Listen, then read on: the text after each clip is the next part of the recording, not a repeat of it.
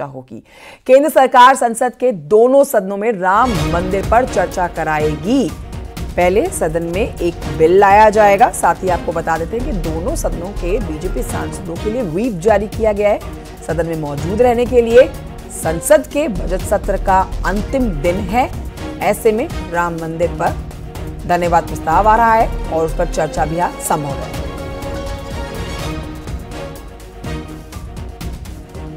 तो जैसे ही सदन की कार्यवाही होगी शुरू, आपको लिए चलेंगे, क्योंकि आज बड़ा दिन आप कह सकते हैं, सदन का आखिरी दिन है और 2024 के लोकसभा चुनाव से पहले ये अंतिम दिन सदन का बेहद महत्वपूर्ण रहने वाला है, क्योंकि जो सोर्सेज बता रहे हैं उसमें जानकारी यह है कि व्हीप जारी किया गया है बीजेपी के तमाम सांसदों के लिए और सदन में मौजूद रहना होगा, क्योंकि संसद के दोनों सदनों में आज चर्चा होगी।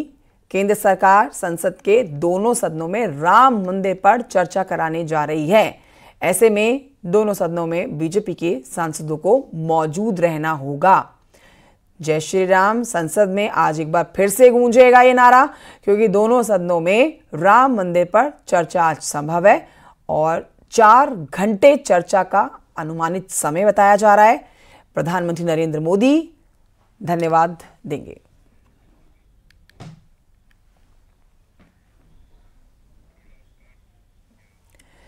बढ़ रहे हैं आगे दिल्ली के जेएनयू कैंपस से बड़ी खबर, जहां पर देर रात विवाद सामने आया और कैंपस के अंदर एबीवीपी और वामपंथी छात्रों के बीच में मारपीट की तस्वीरें सामने आई। ये तस्वीरें आपको दिखा रहे हैं दिल्ली से, जहां पर जेएनयू के स्टूडेंट्स हैं और जेएनयू में यूनिवर्सिटी जनरल बोर्ड मीटिंग के दौरान ये बवाल मच गया। दोनों पक्ष एक दूसरे के आमने सामने आ गए और तीखा हमला एक दूसरे की तरफ से किया गया। देखते ही देखते ये जुबानी जंग मारपीट में कैसे तब्दील हो गई, ये किसी ने नहीं सोचा। कुछ छात्रों को चोटें भी आई हैं। फिलहाल अभी कैंपस में शांति बनी हुई है।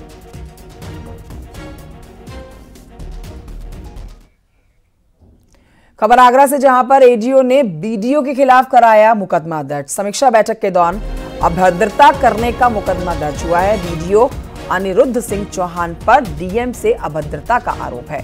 थाना रकाबगंज में दर्ज हुआ मुकदमा इस खिलाफ। और आपने देखा है कैसे बैठक के दौरान यहां पर भिड़ंत हो गई और अब उसी मामले पर आपने देखा है कि मुकदमा दर्ज करा लिया गया है। एक बड़ी अपडेट आपको दे रहे हैं आगरा में, जो एडीओ ने बीडीओ के खिलाफ मुकदमा दर्ज कराया है। समीक्षा बैठक के दौरान अभद्रता जो हुई थी उसके खिलाफ।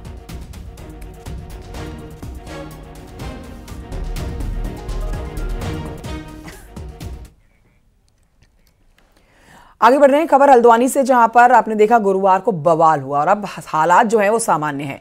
चप्पे चप्पे पर पुलिस फोर्स की तैनाती की गई है। 4 कंपनी पैरामिलिट्री फोर्स की यहां पर तैनाती हो रखी है। अभी भी धारा 144 भी लागू है। 4 दंगाई गिरफ्तार किए गए हैं। बनबूलपुरा इलाके में धारा 144 लागू है। शांति का माहौल है।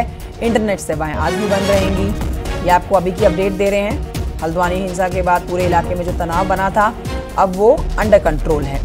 उत्तराखंड में प्रशासन हालांकि अलर्ट है। बॉर्डर इलाके जो है वहां पर चौकसी बढ़ाई हुई है। हल्द्वानी के हिंसा प्रभावित क्षेत्र जो हैं वहां कुछ हिस्सों में सुरक्षा अधिकारी ज्यादा तैनात किए गए हैं।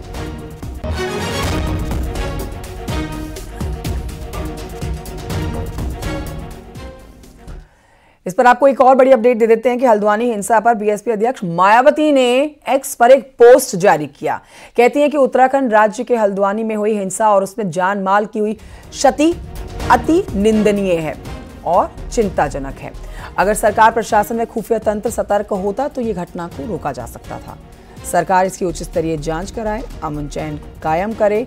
उत्तराखंड से लगे हुए यूपी के जिला बरेली का भी वो जिक्र करती हैं। कहती हैं कि आए दिन यहाँ भी किसी न किसी बात पर, किसी न किसी मुद्दे को लेकर तनाव की स्थिति बनी रहती है, जिसे समय रहते सरकार को नियंत्रित कर लेना चाहिए ताकि यहाँ भी शांति व्यवस्था बनी रहे।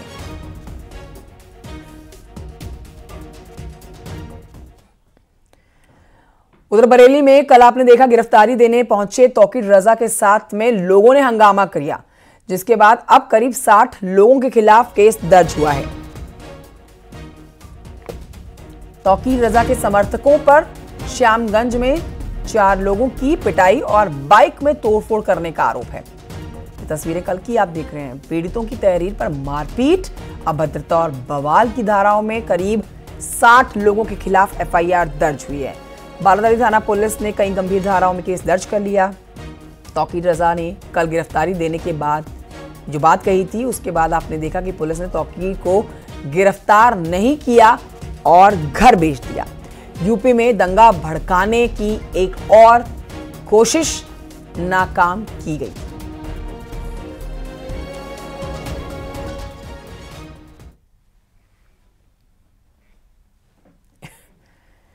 मुख्यमंत्री योगी आदित्यनाथ से उनके सरकारी आवास पर लखनऊ मंडल 2 के विधानसभा और विधान परिषद सदस्यों से मुलाकात इन्होंने की है।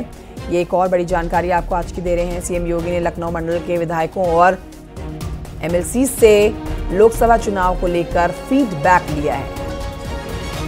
उन्हें जरूरी दिशा निर्देश भी मुख्यमंत्री की तरफ से दिए गए हैं। बैठक के दौरान की तस्वीरें आप देख रहे हैं। मुख्यमंत्री योगी के आवास में बैठक हुई है। 24 लोकसभा चुनाव के मद्देनजर ये बैठक काफी महत्वपूर्ण हो जाती है, क्योंकि हर एक एमएलसी, हर एक पार्षद, विधायक, सांसद या जो भी आप जनप्रतिनिधि कहेंगे, उनका फीडबैक लेना मुख्यमंत्री योगी के लिए हो जाता है बेहद महत्वपूर्ण। बम्पर जीत हासिल कराने के लिए पार्टी को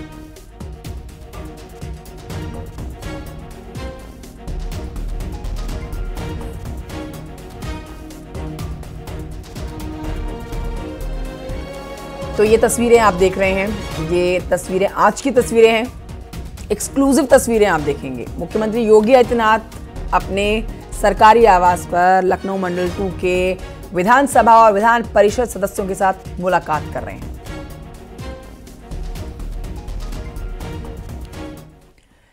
खबर ग्रेटर नोएडा से, जहां पर एक बार फिर से अतिक्रमण के खिलाफ प्रशासन की कार्रवाई देखने को मिली। बिसरख में 12,000 वर्ग मीटर जमीन से अधिग्रहण हटाया गया है और शिकायतों के बाद ग्रेटर नोएडा अथॉरिटी ने ये एक्शन लिया। 100 करोड़ की जमीन को कब्जा मुक्त कराया गया। प्राधिकरण की टीम ने शटरिंग और निर्माण कार्य रुकवा दिया।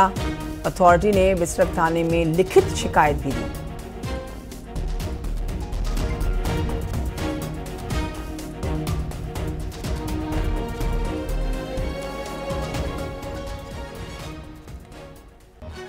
खबर बुलंदशहर से, जहां पर स्कूल बस और ट्रक के आमने सामने की जोरदार टक्कर हुई है और इस टक्कर में 6 छात्रों के घायल होने की जानकारी आ रही है। कोहरा इसकी वजह बताया जा रहा है और घटना के बाद की तस्वीरें आप देख रहे हैं घटनास्थल से कि यहाँ पर जो 6 छात्र घायल हुए हैं उन्हें पास के अस्पताल में तो भर्ती करा दिया गया है, लेकिन टक्कर कितनी जोरदार रही है, घने कोहरे की वजह से वो इस बस को देख के आप अंदाजा लगा सकते हैं। ट्रक बस के बीच की जोरदार टक्कर अलीगढ़ रोड पर जिरौली गांव के पास हुई है।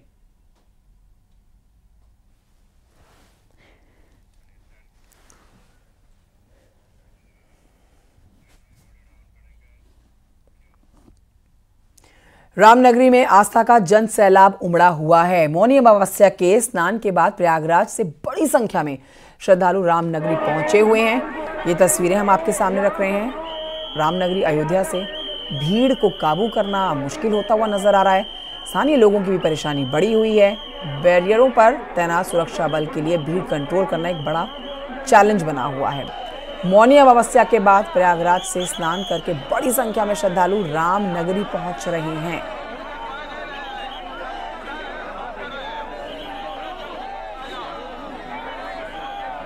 ये 2 तस्वीरें आप देख रहे हैं। एक तो पहले ही प्रशासन के लिए यहाँ पर एक बड़ी चुनौती बना है राम भक्तों को संभालना और व्यवस्थाएं बनाए रखना।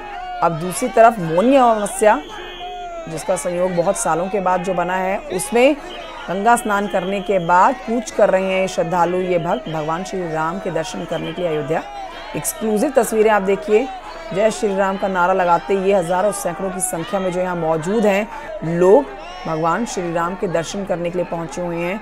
जिनके दर्शन अच्छे हों और ये व्यवस्थाएं बनी रहें, इसके लिए प्रशासन ने यहाँ पर चाक चौबंद बंदोबस्त किए हैं। उन बंदोबस्तों को बनाए रखना भी एक बड़ी चुनौती बना हुआ है प्रशासन और पुलिस प्रशासन के लिए। ये देखिए भारी संख्या में यहाँ पर भक्त पहुंचे हुए हैं। 2 तस्वीरें हम आपके सामने रख रहे हैं, एक्सक्लूसिव तस्वीरें।